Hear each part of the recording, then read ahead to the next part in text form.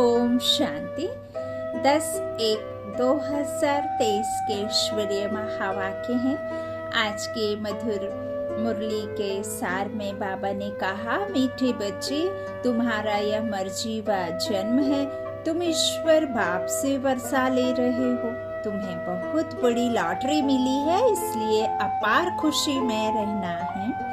प्रश्न है, अपने आप को कौन सी समझानी दो तो चिंता समाप्त हो जाएगी, गुस्सा चला जाएगा।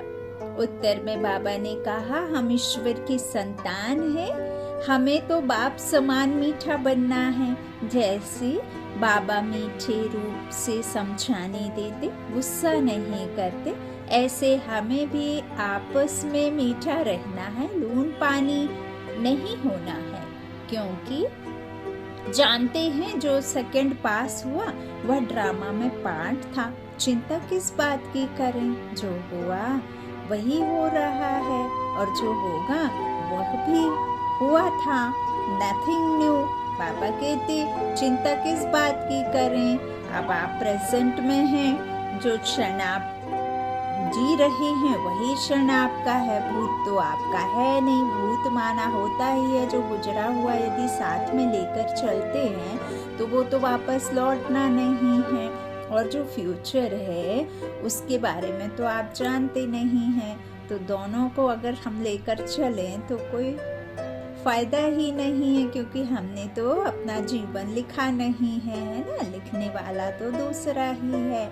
तो चिंता किस बात की करें, ऐसे ऐसे अपने आप को समझाओ तो चिंता खत्म हो जाएगी, गुस्सा भाग जाएगा। गीत है यही बाहर है। ओम शांति। यह है ईश्वरीय संतान की खुशियों का गायन। तुम इतना खुशी का गायन सतयुग में नहीं कर सकेंगे। अभी तुमको खजाना मिल रहा है, यह है बड़ी लॉटरी। जब लॉटरी मिलती है तो खुशी होती है, तो फिर इस लॉटरी से जन्म जन्मांतर स्वर्ग में सुख भोगते हो। यह है तुम्हारा मर्जी व जन्म। जो जीते जी मरते नहीं, उनका मर्जी व जन्म नहीं कहेंगे। जीते जी बाबा कहते शरीर को नहीं छोड़ना, देह को नहीं छोड़ना है। ऐसे नहीं कि योग में भी मुझे याद करना है तो आत्मा को ले जाएं परम धाम में। बाबा कहते यदि परम धाम में आत्मा चली जाएगी तो ये शरीर को तो कुछ ही क्षणों में क्या कर दिया जाएगा, नष्ट कर दिया जाएगा। तो शरीर तो आधार है, शरीर के आधार से ही हम परमात्मा के पास जा सकते हैं। जो हमारे पास बुद्धि रूपी नेत्र बाबा ने जिसे ज्ञान चक्षु और आत्मा का नाम दिया, वो तो हमारे पास यूं ही रहता है, लेकिन ज्ञान तो नहीं था ना कि इस ज्ञान चक्षु से हम ज्ञान सागर बाप को देख सकते हैं, परमात्मा ईश्वर को देख सकते हैं। मन बुद्धि के द्वारा बाबा कहते हैं जीते जी मर जाना है ना। देह के संबंध से बुद्धि निकाल परमात्मा के साथ आत्मा का कनेक्शन रखना है। बाबा कहते हैं जो जीते जी मरते नहीं, उनका मर्जी व जन्म नहीं कहेंगे। उन्हों को तो खुशी का पारा भी चढ़ नहीं सकता। जब तक मर्जी व नहीं बनी है, अर्थात बाप को अपना नहीं बनाया है, तब तक पूरा वर्षा भी मिल नहीं सकता। जो बाप के बनते हैं, जो बाप को याद करते हैं, उनको बाप भी याद करते हैं। जो नहीं याद करेंगे तो क्यों याद करेंगे। तुम हो ईश्वरीय संतान, तुम्हें नशा है कि हम ईश्वर बाप से वर्षा अथवा वर ले रहे हैं, जिसके लिए भक्त लोग भक्ति मार्ग में धक्का खाते रहते हैं। बाप से मिलने के लिए अनेक उपाय करते हैं, कितने वेद शास्त्र मेडिसिन आदि अथाह पढ़ते रहते हैं, परंतु दुनिया तो दिन प्रतिदिन दुखी ही होती जाती है। इनको तमो प्रधान होना ही है। यह बबुल ट्री है ना, बबुलनाथ फिर आकर कांटों से फूल बनाते हैं। कांटे बहुत बड़े बड़े हो गए हैं, बड़े जोर से लगते हैं। उसको अनेक प्रकार के नाम दिए हुए हैं। सतयुग में तो होती नहीं। बाप समझाते हैं यह है कांटों की दुनिया, एक दो को दुख देते रहते हैं। घर में बच्चे भी ऐसे कपूत निकल पड़ते हैं जो बात मत पूछ, माँ बाप को बहुत दुखी करते हैं। सभी कोई एक समान भी नहीं होते। सबसे जास्ती दुख देने वाला कौन है? मनुष्य यह नहीं जानते। बाप कहते हैं इन गुरुओं ने परमात्मा की महिमा गुम कर दी है। हम तो उनकी बहुत महिमा करते हैं। वह परम पूज्य परम पिता परमात्मा है। शिव का चित्र भी बहुत अच्छा है, परंतु बहुत लोग ऐसे हैं जो मानेंगे नहीं कि शिव कोई ऐसा ज्योतिर्बिंदु है, क्योंकि वह तो आत्मा सो परमात्मा कह देते हैं।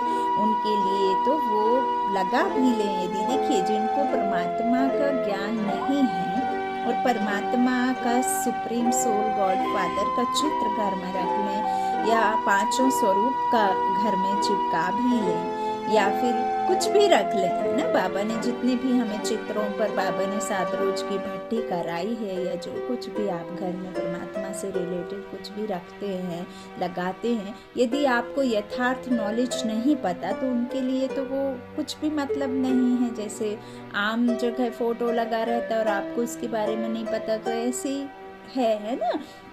बाबा कहते हैं फिर ऐसा कोई मानेगा नहीं, है ना, क्योंकि वह तो आत्मा सो परमात्मा कह देते हैं।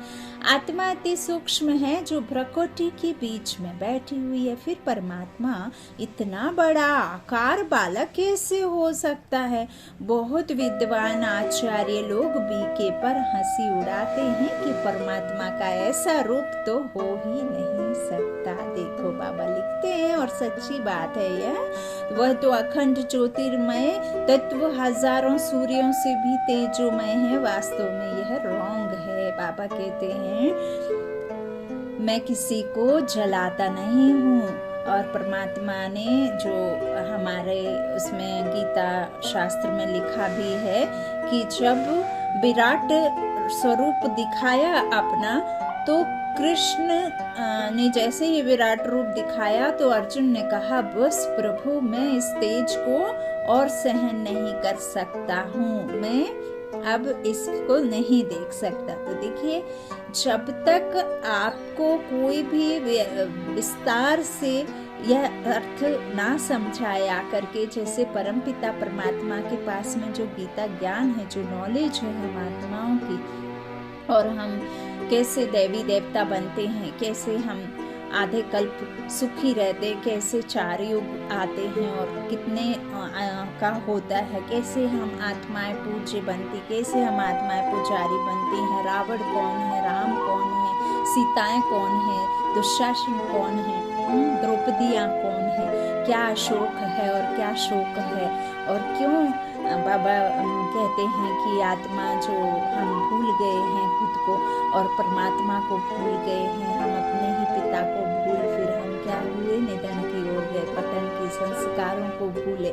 और जब परमात्मा स्वयं आकर अपना परिचय देते हैं तो हम वापस क्या होते हैं, अपने आत्म गुणों को जानते हैं। परमात्मा हमें अपने संस्कारों को बताते हैं और फिर हमें संस्कारी बना करके 16 कला संपूर्ण करते, निर्विकारी बनाते, विकारों से हमें क्या करते हैं, छुट्टी दिलाते हैं, जैसे ही रावण कहा है। फिर हम देवी देवता बनते हैं। तो यह सब बातें तो जो जानेगा वही समझाएगा, और उसे तो बनना नहीं है देवी देवता, तो वो अपने पास ज्ञान भी रख कर कुछ ना करे। तो यही बात जो आई शास्त्र में, तो जब तक आप किसी जीवात्मा हैं, हम जीवात्मा कैसे समझेंगे? देख करके तो नहीं समझेंगे। कच्छ मच्छ के अवतार में आकर के कच्छ को मच्छ को देख करके तो हम नहीं समझेंगे। तो वही बात बाबा कहते हैं कि कह देते हैं कि ज्योतिर्मय तत्व हजारों सूर्य से भी तेजोमय है। वास्तव में यह रॉन्ग है। इनकी राइट महिमा तो बाप खुद ही बता दे।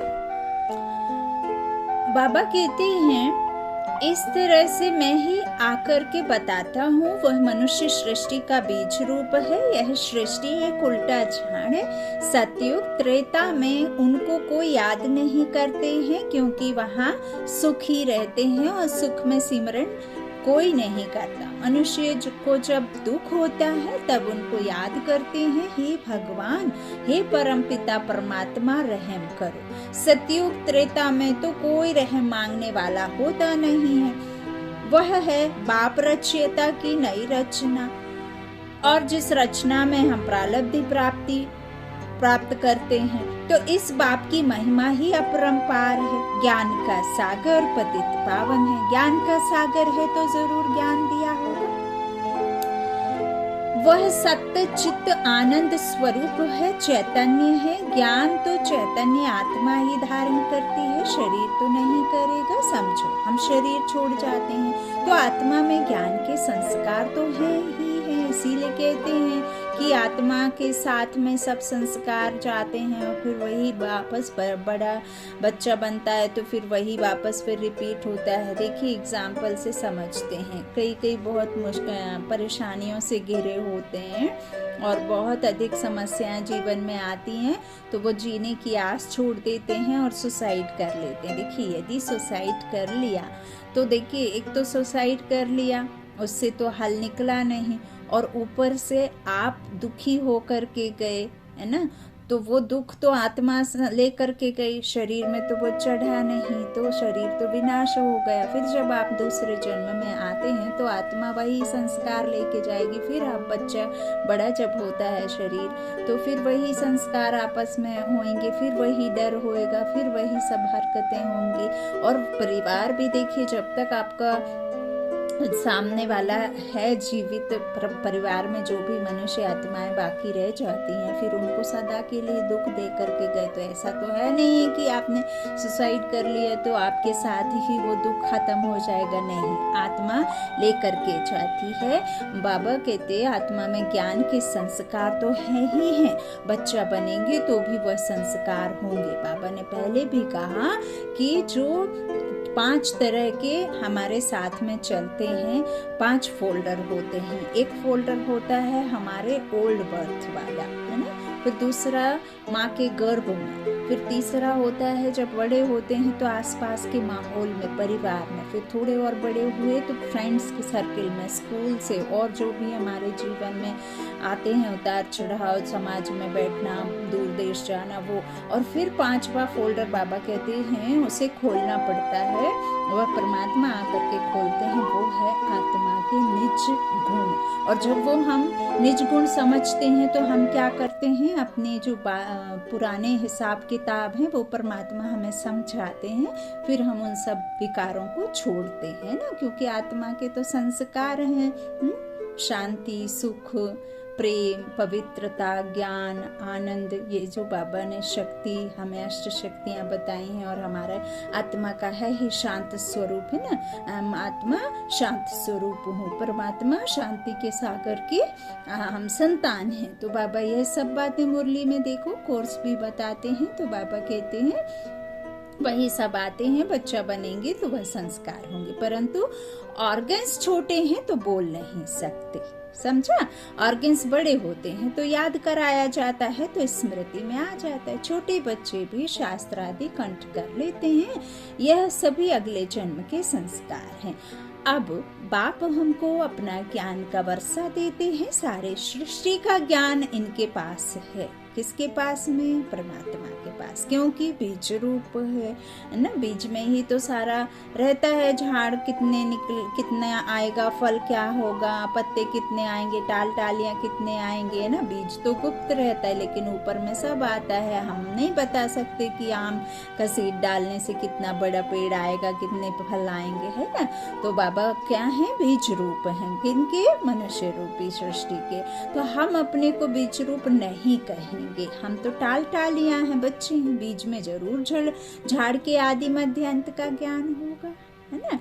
तो बाप खुद कहते हैं मैं हूँ सृष्टि का बीज रूप। इस झाड़ का बीज ऊपर है, वह बाप सत्य चित्त आनंद स्वरूप ज्ञान का सागर है। सृष्टि के आदि मध्य अंत का ही उसमें ज्ञान होगा, नहीं तो क्या होगा? क्या शास्त्रों का ज्ञान होगा? वह तो बहुतों में है। परमात्मा की तो जरूर कोई नई बात होगी ना। जो कोई भी विद्वान आदि नहीं जानते, कोई से भी पूछो इस सृष्टि रूपी झाड़ की उत्पत्ति, पालना, संहार कैसे होता है, इनकी आयु कितनी होती है, यह कैसे वृद्धि को पाता है, बिल्कुल कोई नहीं समझा सकता है।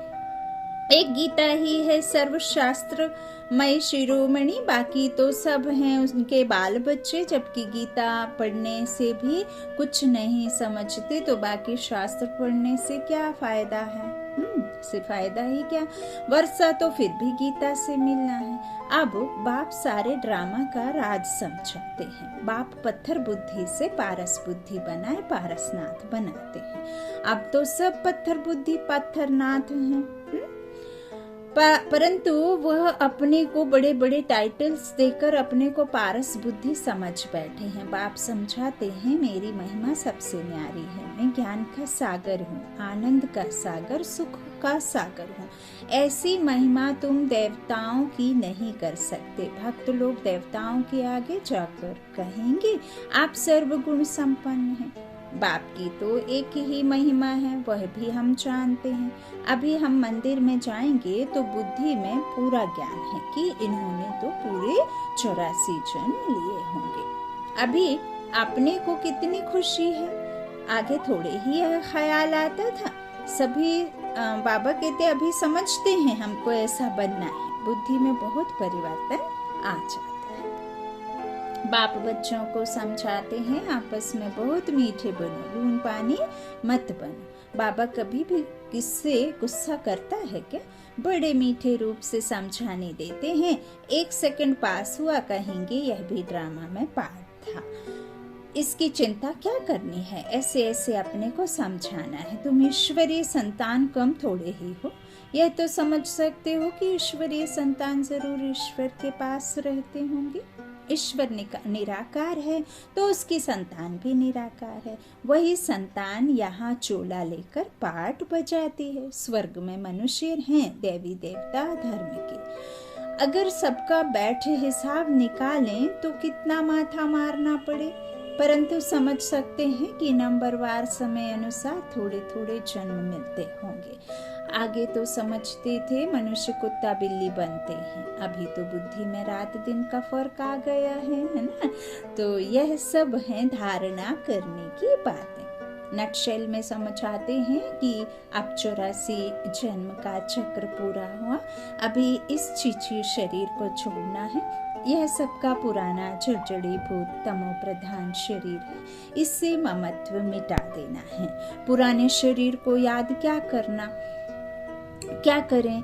अब तो अपने नए शरीर को याद करेंगे जो मिलना है सतयुग में। वाया मुक्ति धाम होकर सतयुग में आएंगे। हम जीवन मुक्ति में जाते हैं और सब मुक्ति धाम में चले जाते हैं। इसको जय जयकार कहा जाता है। हाहाकार के बाद जय जयकार होना है। इतने सब मरेंगे, कोई तो निमित्त कारण बनेगा। नेचुरल कैलेमिटीज होंगी, सिर्फ सागर ही थोड़े ही सभी खंडों को खलास करेगा। सब कुछ खलास तो होना ही है, बाकी भारत अविनाशी खंड रह जाता है, क्योंकि यह है शिव बाबा का बर्थ प्लेस। तो यह हो गया सबसे बड़ा तीर्थ स्थान। बाकी सब बाप सबकी सदगति करते हैं, यह कोई मनुष्य नहीं जानते हैं। उन्हों को ना जानना ही ड्रामा में नूंद है। तब तो बाप कहते हैं कि हे बच्चे, तुम कुछ नहीं जानते थे, मैं ही तुमको रचता और रचना अथवा मनुष्य सृष्टि के आदि मध्य अंत का सारा भेद समझाता हूँ, जिसको ऋषि मुनि भी बेअंत कहकर गए हैं। यह थोड़े ही समझते हैं कि सारी दुनिया के 5 विकार बड़े भारी दुश्मन हैं। जिस रावण को भारतवासी वर्ष वर्ष जलाते ही आते हैं, उसको जानते कोई नहीं, क्योंकि वह न जिस्मानी है न रूहानी है।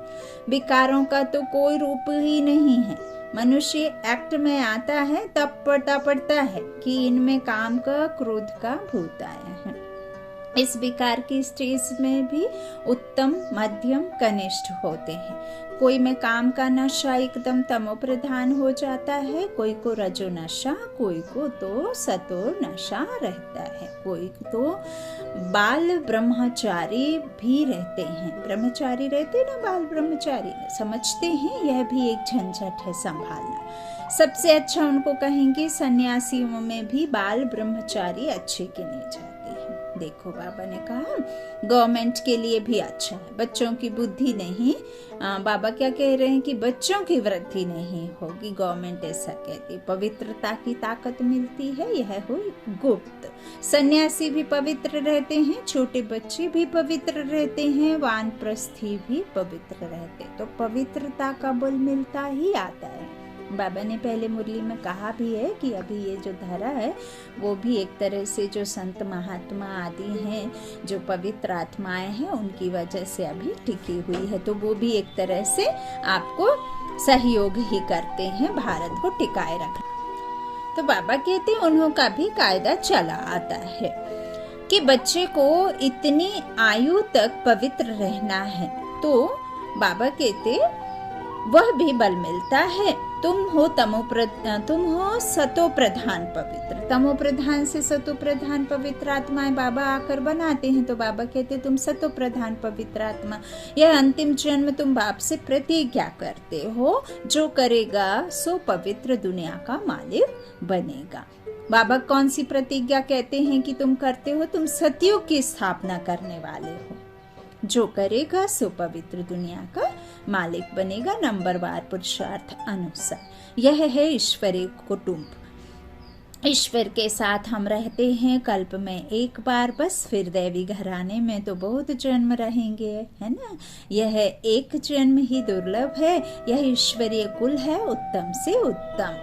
ब्राह्मण कुल सबसे ऊंची चोटी है, नीचते नीच कुल से हम उच्च ब्राह्मण कुल के हो गए। शिव बाबा जब ब्रह्मा को रचे तब तो ब्राह्मण रचे, कितनी खुशी रहती है। जो बाबा की सर्विस में रहते हैं, हम ईश्वर की औलाद बने हैं और ईश्वर की श्रीमत पर चलते हैं, अपने चलन से उनका नाम बाला करते हैं। बाबा कहते हैं वह तो हैं आसुरी गुणों वाले, तुम दैवी गुणों वाले बन रहे हो।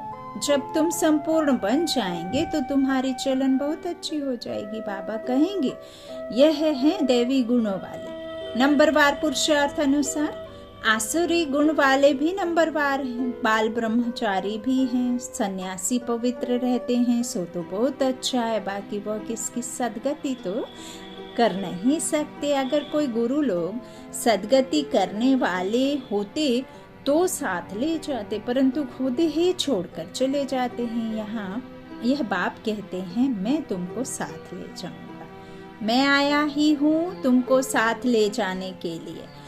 वह तो ले नहीं जाते, खुद ही गृहस्थियों के पास जन्म लेते रहते हैं, भल कितना भी वो जाएं, बाहर जंगलों में जाएं, लेकिन है तो कुक वंशावली। संस्कारों के कारण फिर सन्यासियों के झुंड में चले जाते हैं।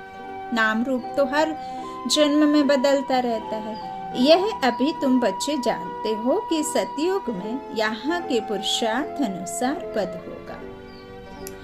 वहाँ यह मालूम नहीं होता कि हमने यह पद कैसे पाया, यह तो अभी पता है। जिसने जैसे कल्प पहले पुरुषार्थ किया था वैसा ही अब करेंगे। बच्चों को साक्षात्कार भी कराया हुआ है कि वहाँ शादी आदि कैसे होती है, बड़े बड़े मैदान बगीचे आदि होंगे। अब तो भारत में ही करोड़ों की आबादी है, वहाँ तो कुछ लाख ही रहते, वहाँ थोड़े ही इतनी मंजिलों वाले मकान होंगे। देखो बाबा ने क्लियर कर दिया, यह अभी है क्योंकि जगह नहीं है। वहाँ इतनी सर्दी नहीं होगी, वहाँ दुख की निशानी भी नहीं है। बाबा कहते हैं ना बहुत गर्मी होती जो पहाड़ों पर जाना पड़े। देखो जब गर्मी होगी जितना चाहिए उतनी होगी, जब सर्दी होगी तो उतना ही होगी जितना रहना चाहिए, है ना। दुख देने वाली सर्दी और ना ही दुख देने वाली गर्मी, ना तो सूरज ताप देगा और ना ही चांद कभी। तो बाबा कहते हैं जो पहाड़ों पर जाना पड़े ऐसी कोई बात नहीं, नाम ही है स्वर्ग। इस समय मनुष्य कांटों के जंगल में पड़े हैं, जितना सुख की चाहना करते हैं उतना दुख बढ़ता ही जाता है। अब बहुत दुख होगा, लड़ाई होगी तो खून की नदियां बहेंगी। अच्छा, यह मुरली सब बच्चों के आगे सुनाई। सम्मुख सुनना नंबर 1, टेप से सुनना नंबर 2, मुरली से पढ़ना नंबर 3। फिर से रिपीट करती हूँ, बाबा ने आज बहुत ही नई बात बोली। यह मुरली सब बच्चों के आगे सुनाई। सम्मुख सुनना नंबर 1, टेप से सुनना नंबर 2, मुरली से पढ़ना नंबर 3। देखो, सतो प्रधान, सतो और रज, तमु तो कहेंगे नहीं, टेप में हूबहू आती है। अच्छा, बाप दादा और मीठी माँ का सिखिले थे बच्चों को याद प्यार और गुड मॉर्निंग। रूहानी बाप की रूहानी बच्चों को नमस्ते। हम रूहानी बच्चों की रूहानी माता पिता बाप दादा को याद प्यार और गुड मॉर्निंग। शुक्रिया शुक्रिया शुक्रिया, लव यू बाबा। धारणा के लिए मुख्य सार। पहला, बाबा ने कहा अपनी चलन व दैवी गुणों से बाप का नाम वाला करना है, आसुरी गुण निकाल देने हैं। दूसरा, इस पुराने जड़ीभूत शरीर में ममत्व नहीं रखना है, नए सतयुगी शरीर को याद करना है, पवित्रता की गुप्त मदद करनी है। वरदान है, रूहानियत की शक्ति द्वारा दूर रहने वाली आत्माओं को समीपता का अनुभव कराने वाले मास्टर सर्वशक्तिवान मान भव। जैसे साइंस के साधनों द्वारा दूर की हर वस्तु समीप अनुभव होती है, ऐसे दिव्य बुद्धि द्वारा दूर की वस्तु समीप अनुभव कर सकते हो। जैसे साथ रहने वाली आत्माओं को स्पष्ट देखते, बोलते, सहयोग देते और लेते हो, ऐसे रूहानियत की शक्ति द्वारा दूर रहने वाली आत्माओं को समीपता का अनुभव करा सकते हो। सिर्फ इसके लिए मास्टर सर्वशक्तिमान, संपन्न और संपूर्ण स्थिति में स्थित रहो और संकल्प शक्ति को स्वच्छ बनाओ। स्लोगन, अपने हर संकल्प, बोल और कर्म द्वारा औरों को प्रेरणा देने वाले ही प्रेरणा मूर्त हैं। अपने हर संकल्प, बोल और कर्म द्वारा औरों को प्रेरणा देने वाले ही प्रेरणा मूर्त हैं। अच्छा, ओम शांति। शुक्रिया बाप दादा, शुक्रिया ब्रह्मा माँ, शुक्रिया आप सभी भाई बहनों के स्नेह का, सहयोग का, प्यार का। बाबा को कोटि कोटि धन्यवाद।